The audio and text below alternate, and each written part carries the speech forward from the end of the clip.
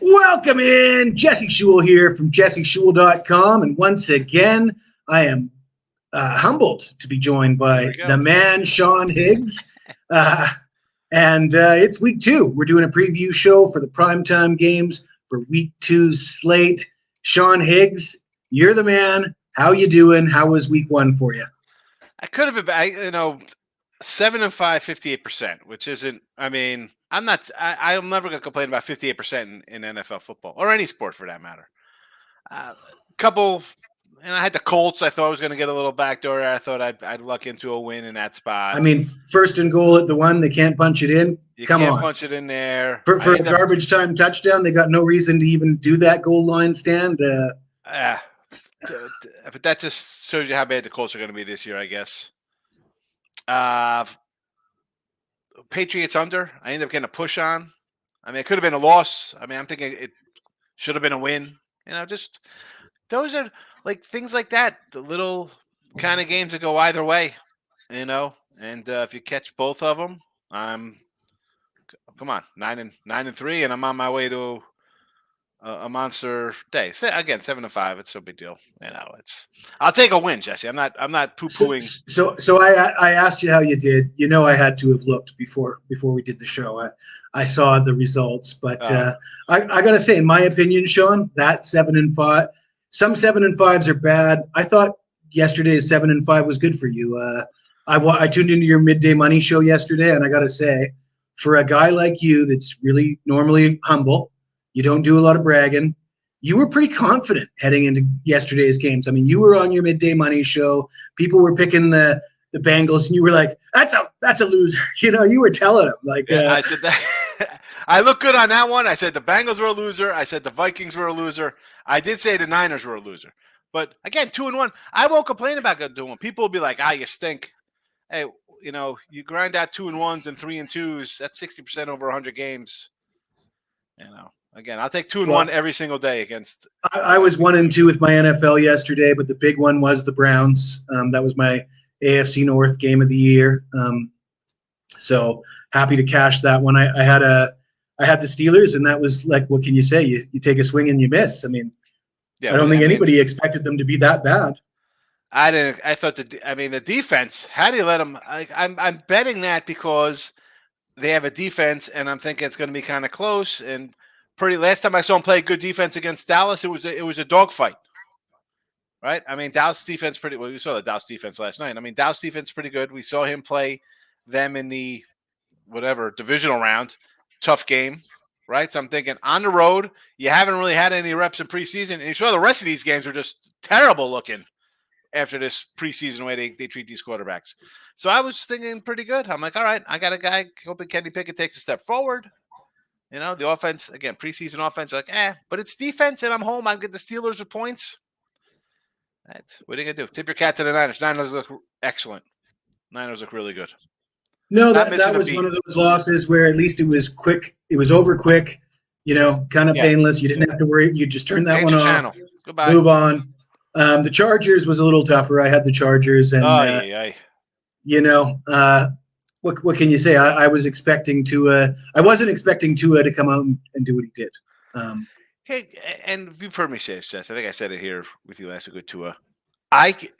Betting on Miami he is a hit away. Fine, he's on the field. They play games like this. We saw him do this in Baltimore. Remember, they scored like 21 points in like the fourth quarter. They can quick strike. Can he stay healthy the whole year? Tough to bet on. Although I will say they have Denver coming to town. I think next week. I kind of like that spot in week 3. I'll fade Denver down to Miami. Yeah, no, Denver still looks like they have issues. I had Denver yesterday. I thought Raiders, to me, a bad team. They steal a win. It was 16-10. I'm like, we're looking good, and you can't score again. And come on, what are we doing here? What are we doing, Denver? I guess one of the highlights of the day for you is the Buccaneers winning outright. There isn't too many guys that were high on the Buccaneers going into the season, and you were one of them, and you were quite vocal about it on your midday money show, and that looks like a stroke of genius right now. the hate on them, and listen, they didn't play good. Cousins was moving the ball on them, but the defense we saw in their championship year, it's a decent defense. It's a bend don't break. It'll give up some yards, but then they'll make a play, and it made plays when it had to. And you get the Bears next week, and there's another one. The Bears. People are high on the Bears. I mean, Fields. I saw someone put on Twitter. He's 5-21 in his starts, and he has 4 games of less than 100-yard passing, 0 300-yard games, and people are running to bet the Bears. I got Tampa was a 1-point dog on the opener. They were 1.5-point underdog. Thank you. Now they're a 3-point fave. I'll take the 1.5. I said that in a show. Yes, I'm the Bears. We're taking the Bears. Sorry, Chicago. They're bad. It's a bad team, Jesse. Yeah, I wasn't high on the Packers either, unfortunately, but perhaps better than the Bears at least. When you look at the whole, people are like, "Oh, surprises, non-surprises." I'm going to say the Pittsburgh defense is my biggest shock of the day for me. That's my biggest, wow, I can't believe that. Daniel wants to know if I'm actually watching these games live in Thailand. So last night I was able to catch the Browns-Bengals game from start to finish. I usually last through the morning slate, maybe halftime of the mid-afternoon games. And then, then we're looking at 4:30, 5 a.m. my time here. So, and usually I've had a few drinks by that point. So, it's tough to stay up much later than 4:30, 5 a.m. I'll go to bed for a few hours. I'll wake up, and usually I'll wake up right around halftime of the Sunday night game, and I'll catch the second half of that. So the answer to the question is, am I actually watching these games live in Thailand? Well, not all of them, but as many as I can. And I think that's probably the answer you're going to get from most. Some guys don't watch any games at all. I watched a little bit of the game yesterday, just a little. I don't watch. I feel, and this again, we're talking off air about live betting stuff like that. I feel that kind of dwells into hurting people's bankrolls. Yeah, you could win on some in-game stuff. I just think people are not disciplined enough to have that kind of control. This comes back and gets these people. I think I can't watch the games. You get blinded. You get blinded by what you see. Bertram. What's up, Mr. Shule? This is Nino. I don't know who Nino is, but hey, Nino, you're going to have to refresh my memory. I might have had too much to drink the last time we were talking.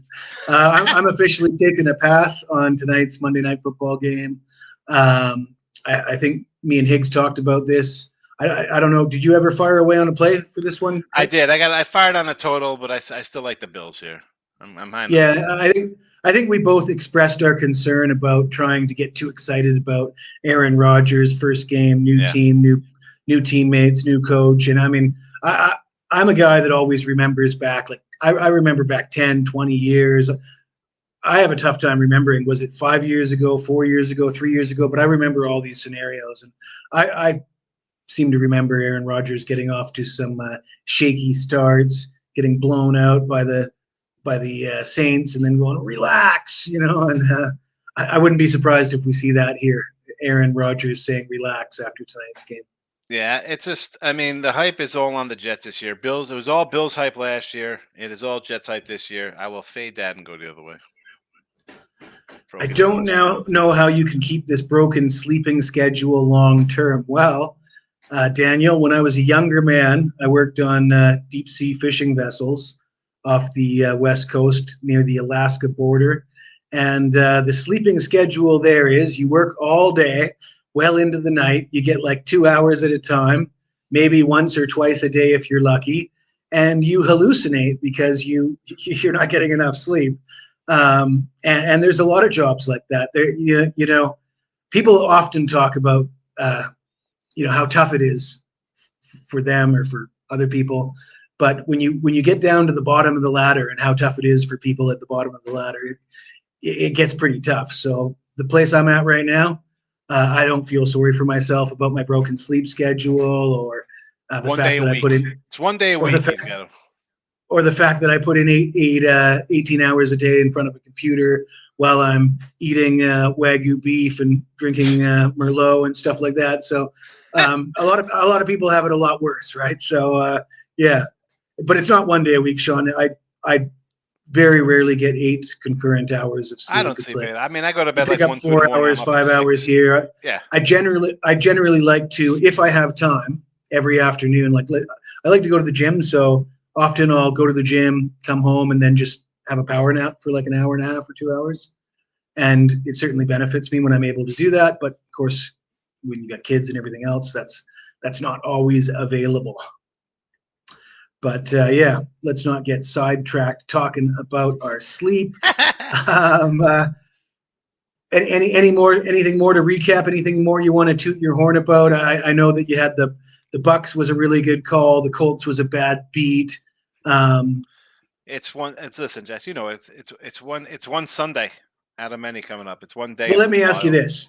this: the Sean Higgs that I saw on Midday Money yesterday was feeling good about himself, Yes. arrogant. You weren't pussyfooting around the fact that I'm Sean Higgs. I'm the baddest MFer in town, right? And I don't see you. That's not your persona every day on Midday Money, right? no, no. But you know But what? you It's were just feeling it yesterday. I thought I was. I don't feel like we're gonna go undefeated. I loved all my Mm-hmm. games yesterday. You know, I felt confident in all my spots. The fact that people in chat are like, "Oh, this is that they love the Niners and Cincy and Minnesota," made me feel even better. You know, but you know, I don't know. I hate to jump out So like the that question is, because it lands on 7-5. Are you still that bad MFer? Like next Sunday, are you still yelling at the guys in your chat going, "That's a loser"? I win Because tonight. Sean Higgs says so. I'm 8-5 tonight. I'm at 60%. So I mean, I told you. I mean, I don't know. You know, it's like I've still had a good day. And how do you complain about going 13, go 8-5, 60%, 59%? I'll be happy. I'll be happy. And at that point, it's kind of like, hey, all right, well, do your thing. How'd you do? Because some people maybe went 5-0. They got a great days. You know, they had the Jags easy. How do you not? How do you bet a rookie quarterback? It's easy. Jaguars were easy money. I don't think that was easy money. There's, No such thing as easy money, especially Week 1 NFL. I didn't do as well as Sean. I was 1-2 with my NFL picks yesterday. Like I said, the one winner though was the game of the year on the Browns. Lost my other 2 picks. I did win with the baseball game, so 2-2 overall for the day. But that was following up a really big Saturday, and I also hit my non-conference game of the year in the S8 in that big game between Texas and Alabama. So that is college game of the year and NFL game of the year, back-to-back days for a weekend. They both win, underdogs winning outright. So I'm feeling pretty swollen right now. I had the I'm still Colts feeling like a loss. badder MFer. How about on Saturday? I had Baylor and Texas Tech. So you should have won with Baylor though if you had it. No, I had 6 and 5.5 on the early line. What about picks and parlays? They don't put the early lines out, right? Yeah, yes I do. I had 7 on that. It was a push.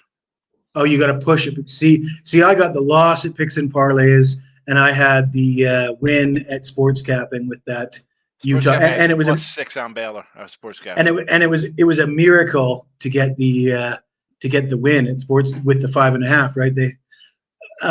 So that was a kind of an interesting game. I was a little bit surprised to see Bryson Barnes struggle. I can't say I was surprised that Baylor played well defensively.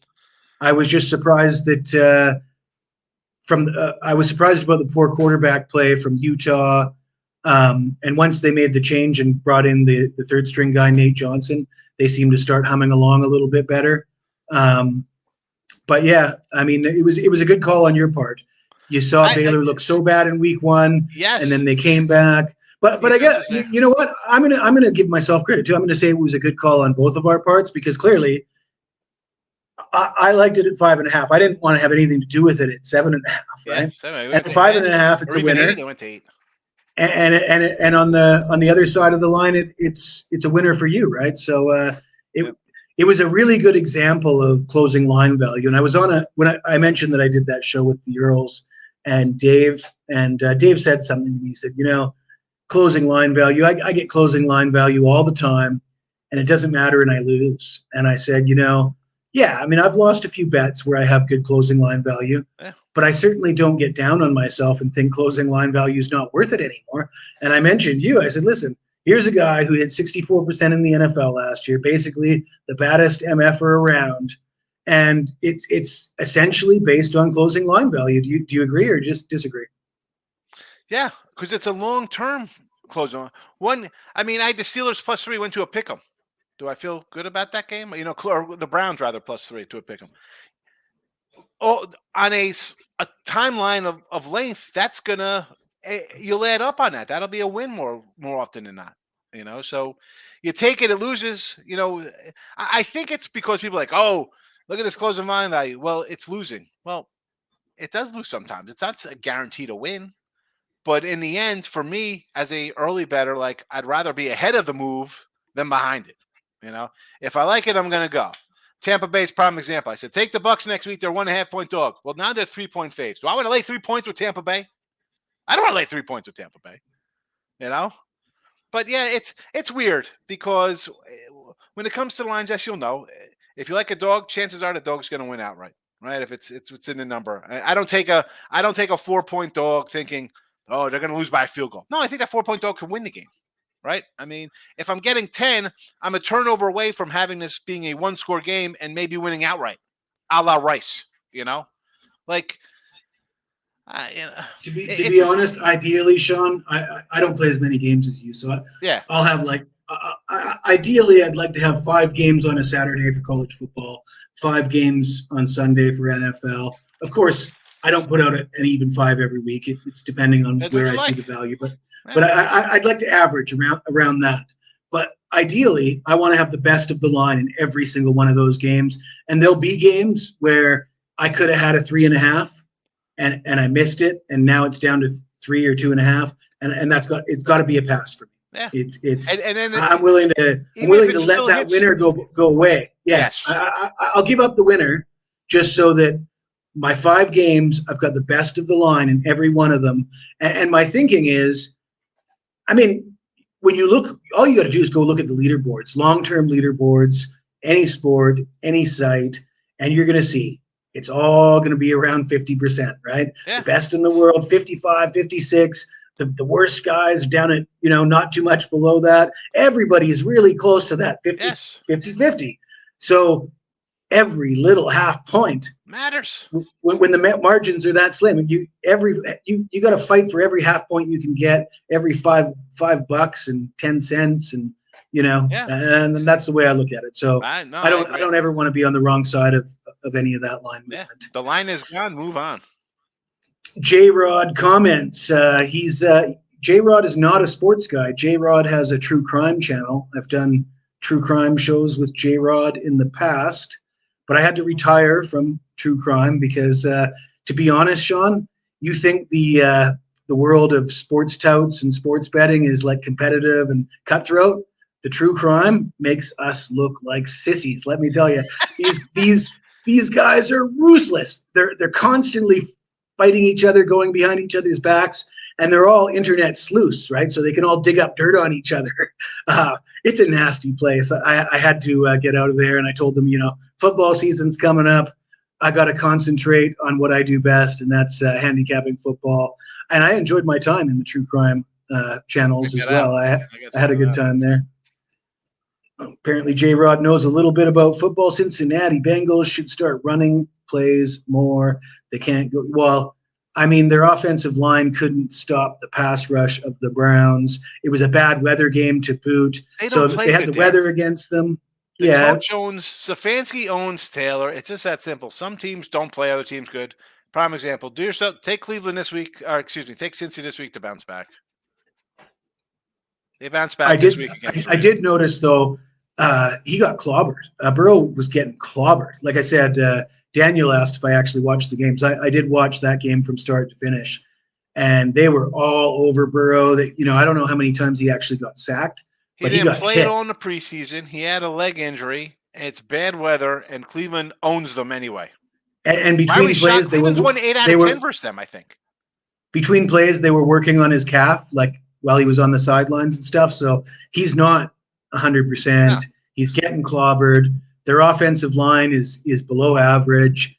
And he's a great quarterback, but he's got a lot of things working against him, I guess. Yeah. Next week's to play for them. And the Niners look great, J-Rod, by the way.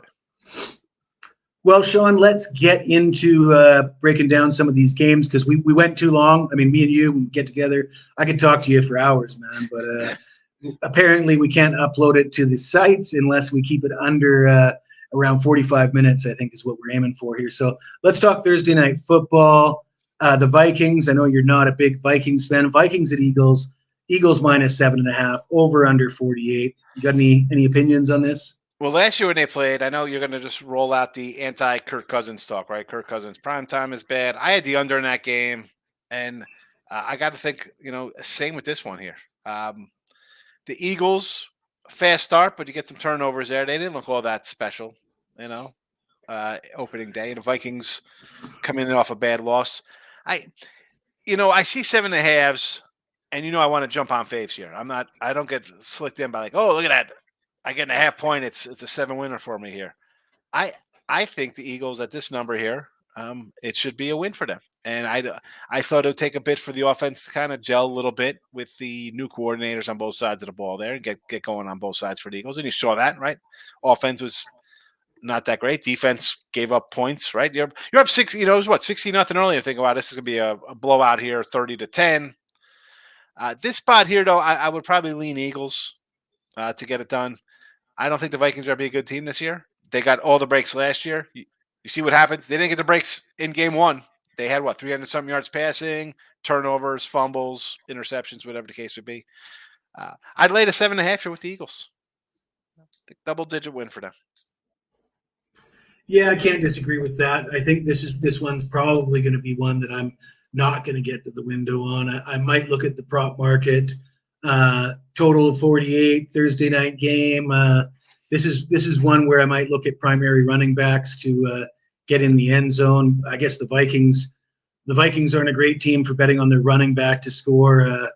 Eagles also with the quarterback snagging those. So yeah, I'm gonna have to have a deeper look at that and see who I'm gonna want to bet on to get in the end zone. I think in this game. Brown if he's even money or something. I will say I did put out a few anytime touchdown bets for primary running backs in week one. We talked about the Tony Pollard one. He ended up busting off a couple.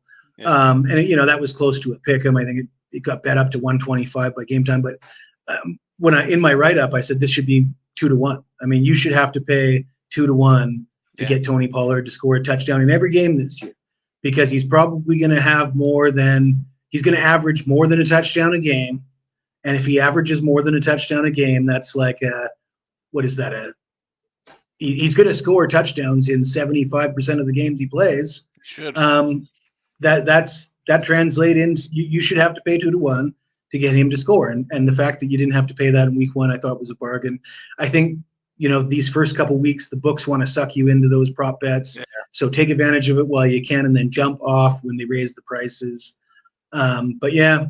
That's my only thoughts about this game. This isn't one that stands out as one I want to be on. Let's look at the Sunday nighter. What do we got for Sunday night? Oh, our man Tua Tagovailoa. What say you about this one? Well, I mean, what do we see yesterday? We have a crazy offensive explosion from Miami. You see the Patriots come battle back, almost knock off the Eagles. I guess this is a weird one for me because that auto play, you want to just take the over because Tua healthy, the team scores points. But it's the Belichick defense. I want to come back to the under like I did in the first game with the Patriots here. And 2, listen, if you like the Patriots, I'd wait. I think this probably goes to 3. People are going to bet the Dolphins, right? I mean, that's just the way it's going to be. I have nothing on this game. I don't have a side, total.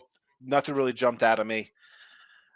I want to lean under, and honestly, I want to lean to the Patriots because I think people just bet Miami off of 34 points. They see that it's Tua, it's Tyreek Hill, and people's eyes get all big.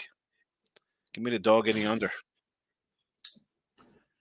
Yeah, I was close to betting on the Patriots in week one. The only thing that prevented me from betting on the Pats in week one was their offensive line.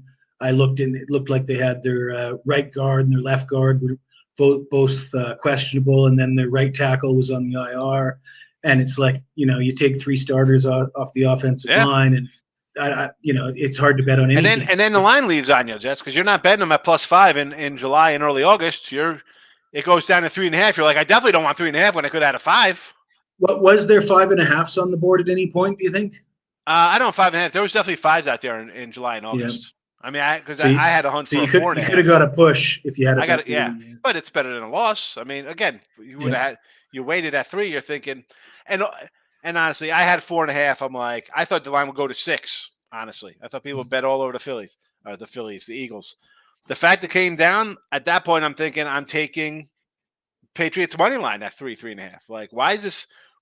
That's not people watching our show or free pick videos and NFL Network. The average person isn't bringing that line at 3.5 on a Monday or Tuesday. That is all the guys are taking a big number and saying this is the play here. We're taking Belichick at home as a nice little dog.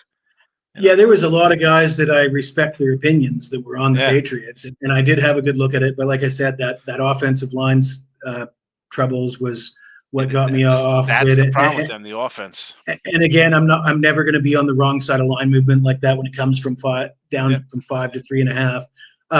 A 4.5, I still could have signed up for, and it was a toss up for me. I was looking at the Patriots or the Steelers. I ended up going with the Steelers because of the line movement and because the offensive line injuries, and they were both losers. Yep. Patriots teased you for a while, but I actually prefer the Steelers. Yeah, forget about it. They're down 20 points early. Turn it off. That's first quarter 6-0. 5 minutes in, you're like, what the heck? Yeah. That's preferable for me. Just turn it off. Forget about it. Don't torture me with giving me hope for the rest of the game. So I was happy enough with that. I'm never happy to lose, but I get it. But it's part of the business. You gotta be. If you're not prepared to lose, don't come to bet because it's gonna happen. That's the thing. All right, I know you got an opinion on this one. I was watching Look Ahead Lines, as all of you should be watching Look Ahead Lines, the best NFL handicapper in the 2022 season and one of the best all time, giving out all his free opinions on Sunday night at halftime of the Sunday night football game. You got to be a fool to be missing out. I pity the fool who's missing out on that. So, Sean, tell us what you think. Yeah, and here we go. So the line flipped here. It was the Steelers were favored. Now it's gone to Cleveland here. But, what have we seen in this matchup here? This is one of those things you see Steelers get absolutely abused and nothing positive from anything in that game. And Cleveland comes in and people look at the final score like, oh, you beat up on Cincinnati. And I'm a Cleveland backer. I want to take Cleveland here. I do. I'm actually just torn on this game, though, Jess. I could see the game going over between these two. The Steelers defense, was it a one-off loss to Purdy? I mean, is Purdy really Tom Brady? Because I'm not a Purdy guy. At this point, it's like, boy, maybe the guy really is for real. And I was expecting him to have a great outing versus that defense. Now they get Deshaun Watson and a team that, again, Cleveland. I like Cleveland a lot. I think Cleveland wins the North. I want to take Cleveland here. I do. It's just the Steelers are a team that just, right, Jess, you look at the Steeler team, you're like, I'm taking them again as a home dog. They have never had a losing season under this coach. You know why? Because they win games. I mean, they just do. And for them to go 0-2 at home to start, oh boy. Again, there's 2 games on Monday night. This one here, I don't know where I'm rolling on this guy. I really don't right now. I want to take Cleveland, but Steelers look so bad. It's like, I want to take the Steelers. I haven't bet anything on this one. I don't have a side, a total. Even my leans I'm confused on. It's just the way it is. I don't know. I'm sorry I don't have something for everybody today. I know this is a Well, tough one. I know I got more than a lean on this one because this one is my Monday Night Football game of the year next week, Sean. Is it really? It is. And I got to say, both you and I were on the Browns yesterday. Yep. Both you and I were on the Steelers yesterday. So clearly we're both high on both these teams. Yeah. I was surprised by what we saw from the Steelers. Traditionally, you see a team, lay an egg. You want to bet on them to bounce back the next day, right? Or the next game. That said, I look at this Cleveland Browns team, and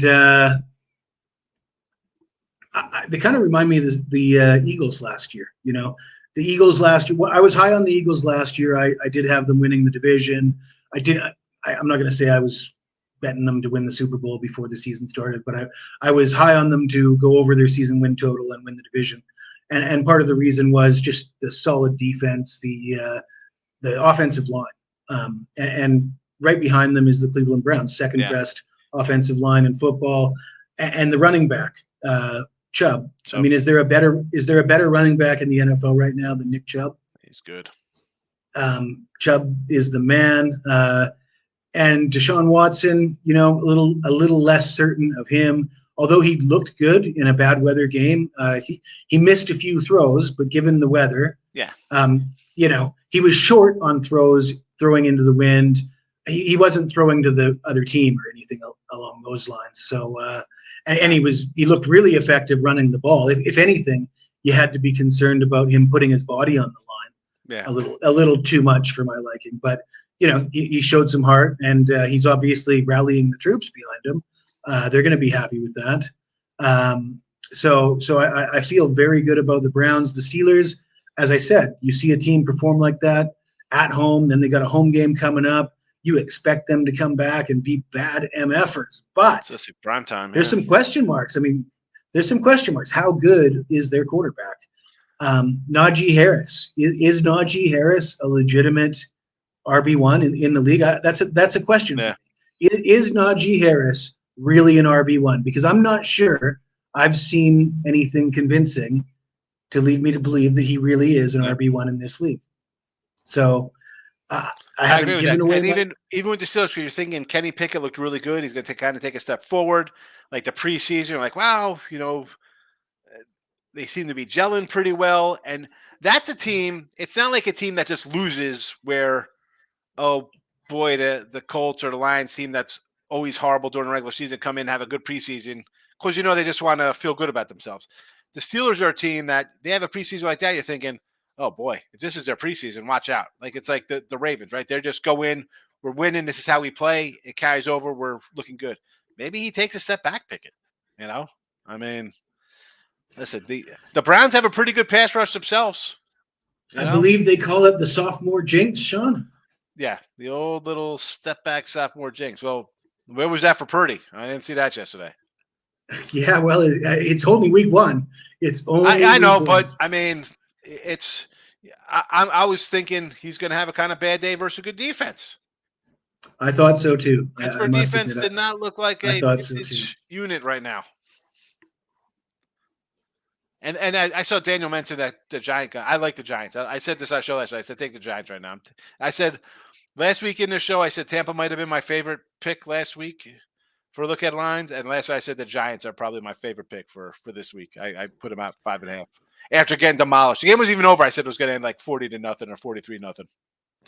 Yeah, you got to love going against Arizona after they pick up that cover. They got a touchdown hand, a fumble. I mean, this is not a good team. And the Giants, give me that head coach to bounce to be like, oh, we're in Arizona now instead of like a steady downpour rain against the freaking Cowboys who might win 14 games this year.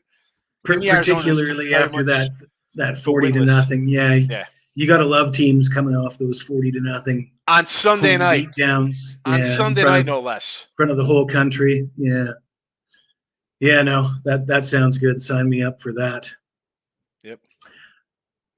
And especially this is a spot where you might want to grab the Jets too. The Jets lose tonight. They lose on Monday night. The Cowboys demolish the Giants on Sunday night, and these two play next week at Dallas as a 3-point fave. Like who's betting the Jets after that loss? And what you saw on the Cowboys mauling a mobile Daniel Jones. Were they going to do that statue Aaron Rodgers? right? What are your thoughts on college football? Did you learn anything this week with this week's results? You know, I guess Texas. Let's be honest. The Texas team looks pretty good, and I was hesitant. I had the under, and I thought I was looking good when it was 13-6 in the fourth quarter, or whatever. I thought I was looking. It was it was late third quarter. It was the ninth or whatever. Sark might have got the little monkey off his back there. A big win for him.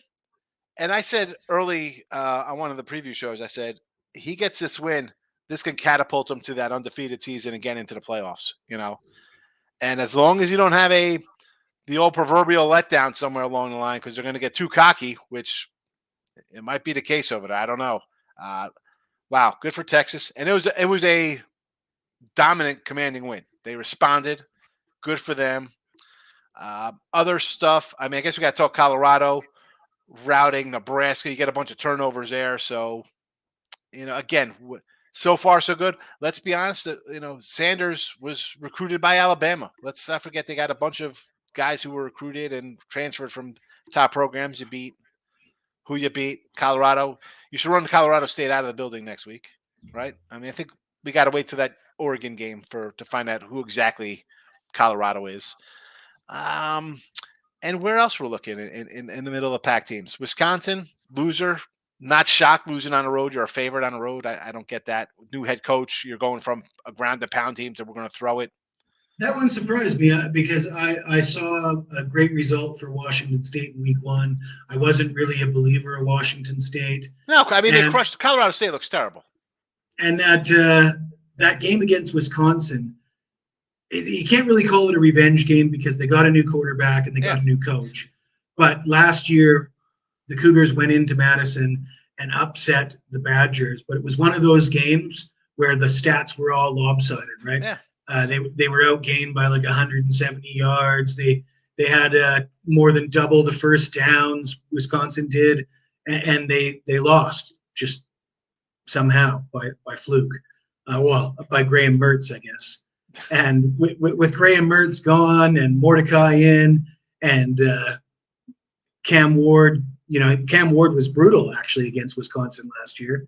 And he was sacked more times than any other quarterback in the Pac-12 last year.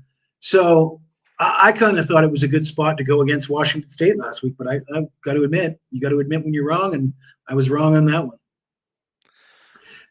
How about UCF Boise in a dogfight? I was not expecting that. I mean, I thought UCF would put up some points. Boise against like real quarterbacks usually have problems. I thought UCF, honestly, I liked UCF. I didn't bet them. That game kind of shocked me. I'm not high on their quarterback. He's another guy to me that's. Yeah, but I mean, he's Malzone down there. He's been getting some kind of decent recruits, Power 5 recruits. He's getting a few. Now he could probably get more being a Big 12. I thought that was a bad loss for them, honestly. Because, again, Texas looks like the team to beat. Who else was in here? I don't like Oklahoma State this week. They're playing, I think, South Alabama. They're 10-point faves. I am down on Oklahoma State. I do not think that team's good. I said that beginning of the season. And same with Oklahoma. I think Texas runs away with the Big 12. But again, I don't want to get in the Big 12. I mentioned my Baylor and Texas Tech stuff. So we'll move on from that. SEC-wise. One team I'm looking at is UTSA. Coming into the season, everybody thought UTSA, they're returning everybody. They got the quarterback back. I got everybody back. I took week -10 already. Third straight week with UTSA. Third time. This is it. They're not going to cover for me here. I'm going to forget all about them, and they're going to go on a 9-0 ATS run after They've been brutal, and I looked at it, and their quarterback's just Frank Harris. I mean, that guy's been there. I don't know. What is he, like 30 years old or something? Maybe he's too old, I guess. I don't know. Yeah. I mean, honestly, I'm worried if Frank Harris is like on something or something. I mean, this guy has gone from lights out to stinking it up against bum teams. I mean, he loses to Houston, then Houston goes and loses to Rice. And then last week against Texas State. That Rice game. I thought I saw it was in overtime. I thought because I had already marked, and I never marked down a win as a win, And Rice for me was the best bet last week. I got a Rice over win ticket here, 4.5. I thought Rice could steal some wins with their quarterback, but I was like, holy cow! I don't know. I sort of like Houston as a 7-point home dog versus TCU this week. Just the fact that they didn't quit, they upset UTSA again. We know who knows how they are because they've been struggling offensively. But I'm getting 7.5 from a team that is bad defensively on the road. I don't think TCU should be laying a touchdown on the road. I don't care how bad. And I thought Houston was going to be bad this year. A lot of people are probably thinking that TCU lost to Colorado, but hey, all of a sudden Colorado's a juggernaut, so that's not a bad loss anymore, right? I'm not sure that I would agree with that sentiment, but I could see how people would be thinking that.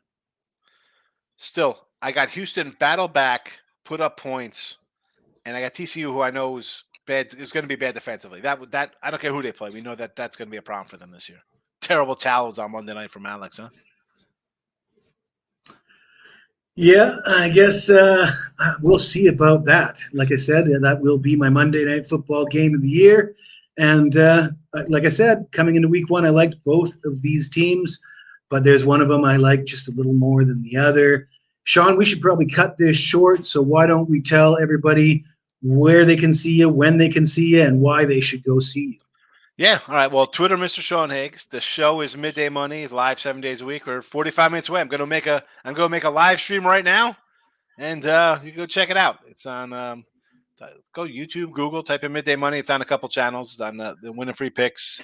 I have a little Sean Higgs YouTube channel from years ago. Wherever, find it, check it out there.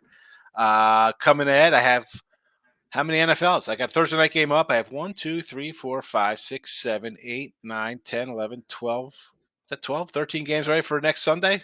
It's lined up, and I have 1, 2, 3, 4, 5, 6, 7, 8, 9, 10 college football already for the weekend. So, and baseball, I'm taking a little slow right now because I'm not a huge lay number guy, 270s, 300s. So I might actually just take the Phillies today as a dog, or probably home dogs today, doubleheader. But we'll see with baseball. But that's where you can find me. And here with Jesse, we do a bunch of shows together. Winner Circle, Win Every Picks, Picks a Problem, wherever. We're everywhere. We're like everywhere you want to be, like the old credit card commercial. Sean, I came into this show feeling pretty good about myself, but after listening to you, it's Monday morning, and Monday morning, most people haven't even gotten out of bed yet, and you've got 25 football plays up for next week. I've got one. I'm not worthy. But I attack big, so it's like, again, I had a 7-5 weekend. If I cash tonight, it'll be 8-5, which is nice. Some people be like, that's too much. I don't, especially in our kind of business, right? People think if you're, you're a cap or tack guy, you're going to have like a couple games. I always feel like I'm a better first. I've always been a better. I don't say gambler because I don't think I'm gambling if I know what I'm doing. I'm winning. That's not really gambling if you know what you're doing. But I'm a better at heart. Like college basketball comes, I'll have 20 games on a Saturday. Sorry. There's 140 of them. It's tough picking and choosing, whether it's 11 games on a baseball card. If I kind of like one, but the 3 fit the parameter, I got to take all, I fire a lot, and it's mass, but if you win a little bit, it adds up because they compound the compound interest, baby. They add up. I certainly have a different approach, but I've been known to have a bit of success with my approach as well. Yeah. I'm happy with where I am in the football season. Like I said, Sunday wasn't the greatest. I hit my game of the year on the Browns, lost my other 2 plays, 2-2 overall because I did win my baseball game with the Detroit Tigers. And I had the cojones to bet on the Tigers with a rookie making his first start, which is something that, not everybody likes to do. But when you're going against the White Sox, maybe that's not so bad. That was, and they were favored. I thought yesterday. I'm like, look at this, they're favored. The Tigers are favored. But the guy that was pitching for the Tigers was named Jesse Scholten. So yeah, practically he had a practically me pitching for the White Sox. It was like Jesse Scholten. He had a 3-namer. I'm like, who the heck is this guy? He's like a 150 fave. I'm excited about football. I'm just settling down here. I'll just worry about NFL. Well, Sean, we're heading to the 45-minute mark. We should call it a day, but I'm looking forward to seeing you tomorrow on Winner's Circle podcast with Ross Benjamin. and certainly everybody's got to I don't know if tune Sean's in. gonna be there, but Shane might show up. My alter Well, ego, Shane and Jeff. Shane and Jeff are crowd favorites. But yeah, I pity the fool who's not tuning in to look at headlines on Sunday afternoons, Sunday nights. And thank you for joining me, Sean. We'll see you next Monday. Good luck and good afternoon. Take it easy.